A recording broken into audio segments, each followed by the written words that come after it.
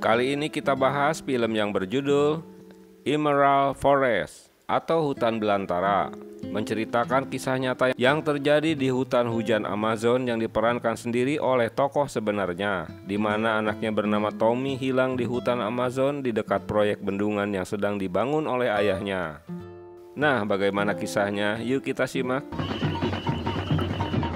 Cerita diawali di mana keluarga Bill yang baru pindah rumah tak jauh dari hutan Amazon. Dia seorang pimpinan proyek yang sedang membangun bendungan air guna menahan derasnya air hujan di sungai tersebut. Suatu hari, Pak Bill mengajak keluarganya untuk melihat proyek yang sedang dibangunnya. Mereka begitu terlihat gembira. Sesampainya di lokasi, mereka disambut oleh bawahan Pak Bill dan diperkenalkan pada istrinya bernama Jean. Aktivitas peralatan berat sedang meratakan pepohonan di area seluas 10 hektar. Hal ini dilakukan sebelum aktivitas pengecoran dimulai.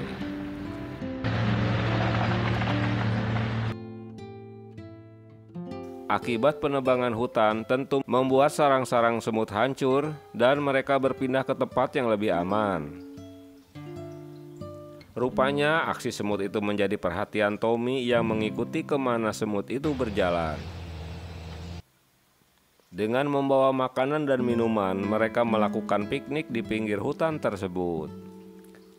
Namun rupanya aksi Tommy menjadi perhatian penduduk asli hutan Amazon bernama suku tak kasat mata, di mana mereka tak terlihat jika berada dekat pepohonan. Hingga kepala suku itu mencolek wajahnya dengan dedaunan. Hal ini membuat Tommy bergegas pergi guna memberitahukan ini pada ayahnya. Karena penasaran, Tommy dan ayahnya bergegas masuk kembali ke dalam hutan. Namun mereka tak menemukan siapapun di dalam sana. Sang ayah lalu mengajak Tommy untuk berenang di sungai.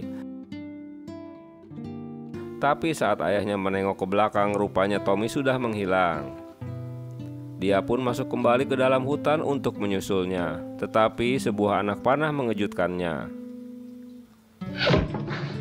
Hal ini membuatnya panik dan meminta tolong para bawahannya untuk mencari Tommy. Hingga mereka memasuki ke dalam hutan belantara. Walau begitu, Tommy tak dapat ditemukan.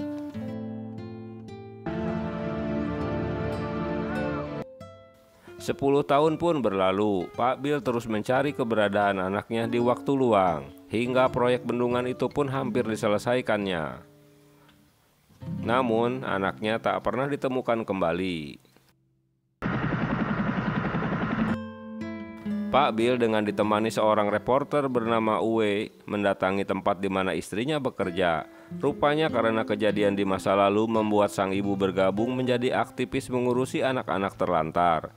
Dia berharap suatu hari mungkin akan dapat menemukan Tommy saat bertemu anak-anak terlantar tersebut, di mana terdapat 2 juta anak terlantar di kota itu. Selain itu, secara bertahap mereka telah mencari tahu tentang kelompok suku Amazon, termasuk kebiasaan mereka dan senjata yang digunakannya. Hingga rumahnya pun penuh dengan berbagai pernak-pernik atribut suku Amazon.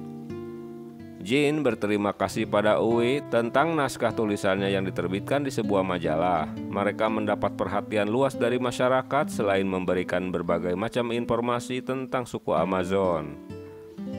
Kepergian Bill dan Uwe untuk menemui suku Amazon pun dimulai. Dengan menggunakan perahu, mereka akhirnya sampai di tujuan. Mereka disambut oleh Pak Edu. Kedatangan mereka di lokasi pun jadi lancar jaya. Mereka dijelaskan oleh suku setempat tentang panah yang dibawanya yang didapat di masa lalu. Panah itu milik suku tak kasat mata. Walau suku itu mencari ikan di seberang sungai, namun mereka tak pernah berhubungan. Di dalam hutan, Tommy bersama kepala suku sedang berburu. Mereka begitu dekat layaknya hubungan ayah dan anak. Mendengar suara burung rangkong di dekatnya, kepala suku mengingatkan itu petanda buruk bahwa mereka sedang diintai oleh bahaya. Ternyata keberadaan mereka begitu dekat dengan suku buas yang juga menjadi musuh mereka.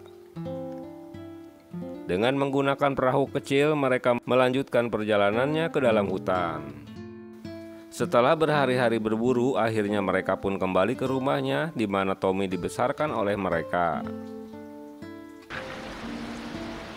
Karena Tommy sudah dianggap dewasa, dia harus melakukan ritual guna mengganti ruh asalnya dengan jiwa Tommy yang baru. Ritual itu mengundang semut merah yang akan menggerubuti dirinya.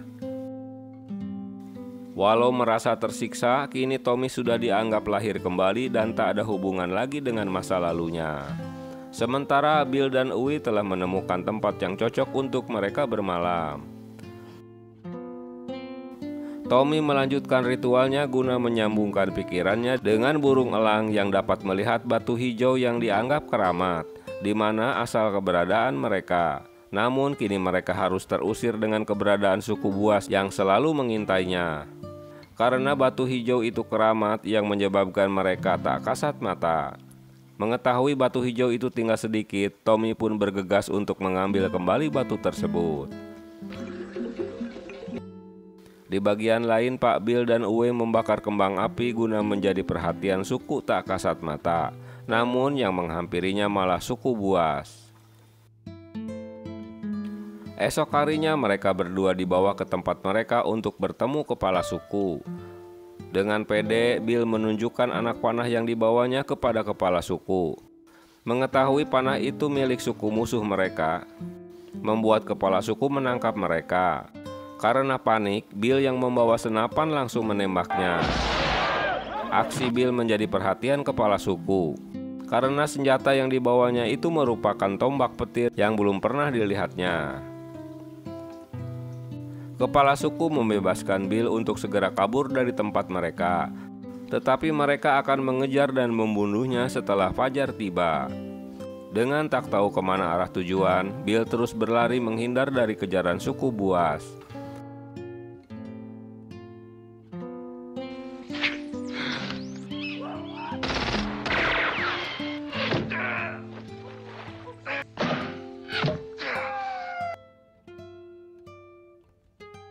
Hingga dia terjatuh ke jurang dan berujung di sebuah sungai.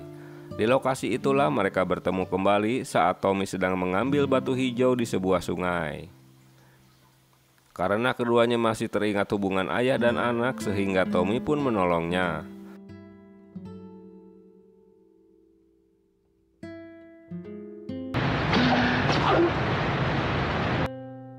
Sehingga mereka berdua melawan suku buas tersebut hingga dapat meloloskan diri.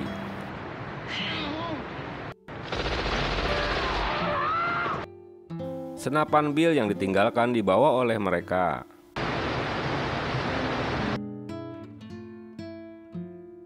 Walau badannya penuh dengan luka-luka akibat senjata suku buas, mereka pun dapat mencapai rumah suku kasat mata. Tommy memberikan batu hijau kepada kepala suku. Dia juga menjelaskan bahwa orang yang dibawanya ini adalah ayahnya. Beberapa hari Bill dirawat di rumah mereka.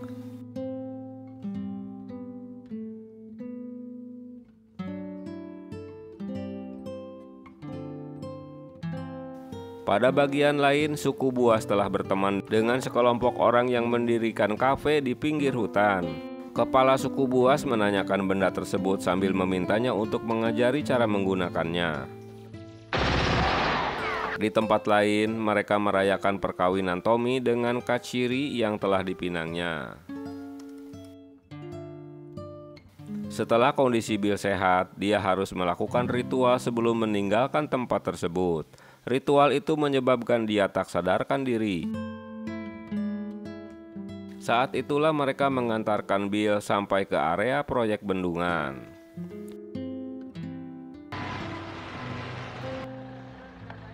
Di rumah, Bill menceritakan kisahnya pada istrinya bahwa dia telah bertemu Tommy di tengah hutan. Saat kembali ke rumah mereka, rupanya suku buas telah membakar tempat tersebut dan menculik semua wanitanya. Setelah menyelesaikan jenazah korban-korban suku Buas, mereka mencari keberadaan para wanitanya tersebut. Sesampainya di lokasi proyek, kepala suku menjelaskan mengapa suku Buas kini mengganggu mereka. Hal itu disebabkan proyek bendungan yang sedang dibangun itu berada di tempat mereka.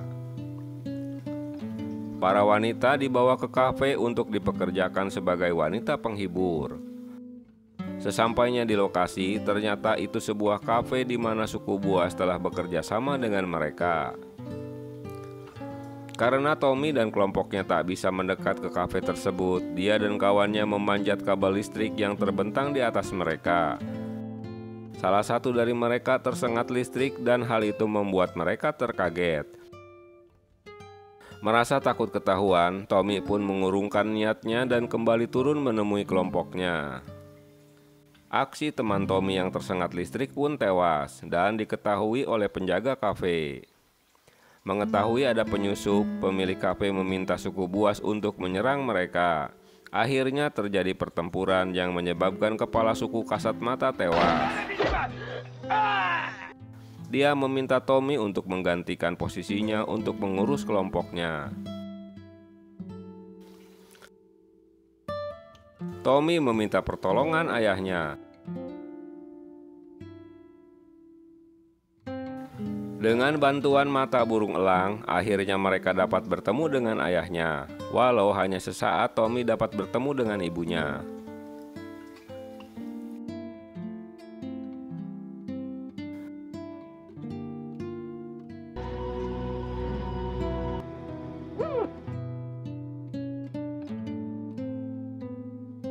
Bill dengan mengajak beberapa temannya ikut bergabung dengan Tommy guna mendatangi kembali kafe di mana wanita-wanita itu disekap, dan pertempuran pun tak bisa dihindari.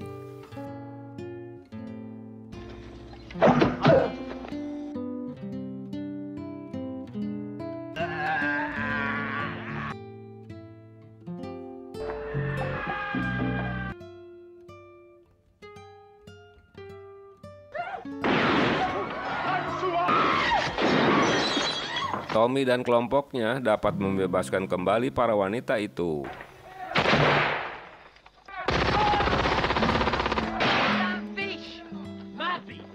Akhirnya ayah dan anak ini pun harus berpisah kembali, di mana Tommy berjanji bahwa air bah akan menghancurkan bendungan tersebut. Walau awalnya sang ayah tak mempercayai hal itu. Tommy melakukan ritual guna meminta turun hujan. Dan hujan pun turun selama 2 hari tanpa henti. Hal itu mengakibatkan banjir besar. Pada bagian lain, air yang terus naik membuat Bill tak dapat memastikan bendungan itu akan dapat menahan air bah, hingga dia menyuruh para pegawainya untuk segera meninggalkan lokasi tersebut.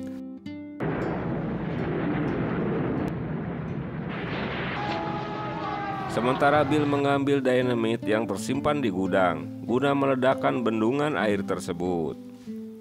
Namun sebelum dinamit itu diledakkan, air bah itu dapat menjebol bendungan yang baru saja dibangun olehnya.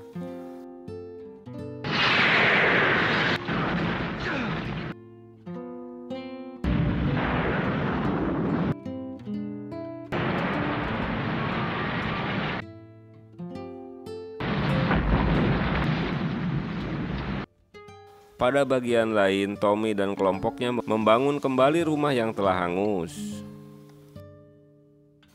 Kini yang harus dilakukan mereka adalah membuat keturunan sebanyak-banyaknya agar populasi suku Kasat Mata tak punah.